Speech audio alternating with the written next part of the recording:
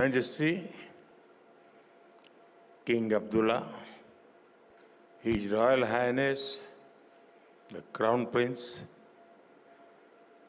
दोनों देशों के डेलीगेट्स,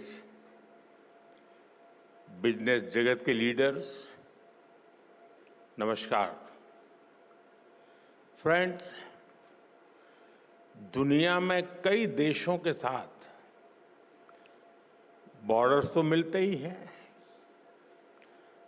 कई देशों के मार्केट्स भी मिलते हैं, लेकिन भारत और जॉर्डन के संबंध ऐसे हैं जहां ऐतिहासिक विश्वास और भविष्य के आर्थिक अवसर एक साथ मिलते हैं।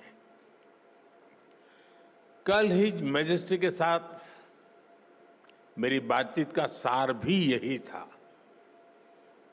ज्योग्राफी को अपॉर्चुनिटी में और अपॉर्चुनिटी को ग्रोथ में कैसे बदला जाए, इस पर हमने विस्तार से चर्चा की। योर मैजेस्टी, आपकी लीडरशिप में जॉर्डन एक ऐसा ब्रिज बना है जो अलग अलग रीजन्स के बीच सहयोग और तालमेल बिठाने में बहुत मदद कर रहा है। कल हमारी मुलाकात में आपने बताया कैसे भारतीय कंपनीज जॉर्डन के मार्ग से यूएसए, कनाडा और अन्य देशों की मार्केट तक पहुंच सकती है। मैं यहां आई भारतीय कंपनियों से इन अवसरों का पूरा लाभ उठाने का अनुरोध करूंगा। फ्रेंड्स, भारत आज जॉर्डन का तीसरा सबसे बड़ा ट्रेडिंग पार्टनर है। मैं जानता हूं कि बिजनेस की दुनिया में नंबर्स का महत्व होता है, लेकिन यहां हम सिर्फ नंबर्स गिनने नहीं आए, बल्कि हम लॉन्ग टर्म रिलेशनशिप बनाने आए हैं। एक जमाना था जब गुजरात से पेट्रा के रास्ते यूरोप तक का व्यापार होता था। हमारी फ्यूचर प्रॉस्पेरिटी के लिए हम वो लिंक्स फिर से रिवाइव करने होंगे और इसको साकार करने में आप सभी का महत्वपूर्ण योगदान रहेगा। फ्रेंड्स, आप सभी जानते हैं कि भारत थर्ड लार्जेस्ट इकोनॉमी की ओर तेजी से बढ़ रहा है। भारत की ग्रोथ रेट 8% से ऊपर है। ये growth number productivity driven, governance और इनोवेशन ड्रिवन पॉलिसीज का नतीजा है। आज जॉर्डन के हर बिजनेस, हर इन्वेस्टर के लिए भी भारत में अवसरों के नए द्वार खुल रहे हैं। भारत की तेज ग्रोथ में आप सहयोगी बन सकते हैं और अपने निवेश पर शानदार रिटर्न भी पा सकते हैं। फ्रेंड्स, आज दुनिया को नए ग्रोथ इंजन चाहिए। दुनिया को एक ट्रस्टेड सप्लाई चेन की जरूरत है। भारत और जॉर्डन मिलकर दुनिया की इस जरूरत को पूरा करने में बड़ा रोल निभा सकते हैं। मैं आपसी सहयोग के कुछ की सेक्टर्स की चर्चा आपके साथ जरूर करना चाहूंगा। ऐसे सेक्टर जहां विजन, वायबिलिटी और वेलोसिटी ये तीनों मौजूद है। पहला, डिजिटल पब्लिक इंफ्रास्ट्रक्चर और आईटी। इसमें भारत का अनुभव जॉर्डन के बहुत काम आ सकता है। भारत ने डिजिटल टेक्नोलॉजी को इंक्लूजन और एफिशिएंसी का मॉडल बनाया है। हमारे यूपीआई, आधार, डिजी लॉकर जैसे फ्रेमवर्क्स आज ग्लोबल बेंचमार्क बन रहे हैं। हिज मैजेस्टी और मैंने इन फ्रेमवर्क्स को जॉर्डन के सिस्टम से जोड़ने पर चर्चा की है। हम दोनों देश फिनटेक, हेल्थ टेक, एग्रीटेक ऐसे अनेक सेक्टर्स में अपने स्टार्टअप्स को डायरेक्टली कनेक्ट कर सकते हैं। एक शेयर्ड इकोसिस्टम बना सकते हैं जो हम आइडियाज को कैपिटल से और इनोवेशन को स्केल से कनेक्ट कर सकते हैं। फ्रेंड्स, फार्मा और मेडिकल डिवाइसेस के क्षेत्र में भी अनेक संभावनाएं हैं।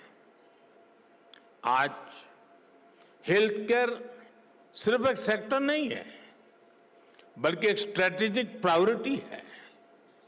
जॉर्डन में भारतीय कंपनियां मेडिसिन बनाएं, मेडिकल डिवाइस बनाएं, इससे जॉर्डन के लोगों को तो फायदा होगा ही। वेस्ट एशिया और अफ्रीका के लिए भी जॉर्डन एक रिलायबल हब बन सकता है। जेनरिक्स हो, वैक्सीन्स हो, आयुर्वेद हो या wellness, India brings trust and Jordan brings reach. Friends, अगला सेक्टर एग्रीकल्चर का है। भारत को ड्राई क्लाइमेट में खेती का बहुत अनुभव है। हमारा ये एक्सपीरियंस जॉर्डन में रियल डिफरेंस ला सकता है। हम प्रिसीजन फार्मिंग और माइक्रो इरिगेशन जैसे सॉल्यूशन पर काम कर सकते हैं। कोल्ड चेन्स, फूड पार्क्स और स्टोरेज फैसिलिटीज बनाने में भी हम मिलकर काम कर सकते हैं। जैसे फर्टिलाइजर्स में हम ज्वाइंट वेंचर कर रहे हैं, वैसे ही अन्य क्षेत्रों में भी हम आगे बढ़ सकते हैं। फ्रेंड्स, इंफ्रास्ट्रक्चर और कंस्ट्रक्शन तेज ग्रोथ के लिए बहुत जरूरी है। इन क्षेत्रों में हमारा कोलैबोरेशन हमें स्पीड और स्केल दोनों देगा। हिज मैजेस्टी ने जॉर्डन में रेलवे और नेक्स्ट जनरेशन इंफ्रास्ट्रक्चर बनाने का विजन साझा किया है। मैं उनको विश्वास दिलाना चाहता हूं कि हमारी कंपनियां उनके विजन को साकार करने के लिए सक्षम भी हैं और उत्सुक भी हैं। कल हमारी मुलाकात में हिज मैजेस्टी ने सीरिया में इंफ्रास्ट्रक्चर रिकंस्ट्रक्शन की जरूरतों के बारे में भी बताया। भारत और जॉर्डन की कंपनीज इन जरूरतों को पूरा करने पर मिलकर काम कर सकती है। फ्रेंड, आज की दुनिया ग्रीन ग्रोथ के बिना आगे नहीं बढ़ सकती। क्लीन एनर्जी अब केवल विकल्प नहीं है, बल्कि एक नीड बन चुकी है। Solar, wind, green hydrogen, energy storage, इसमें भारत बहुत बड़ी इन्वेस्टर के रूप में काम कर रहा है।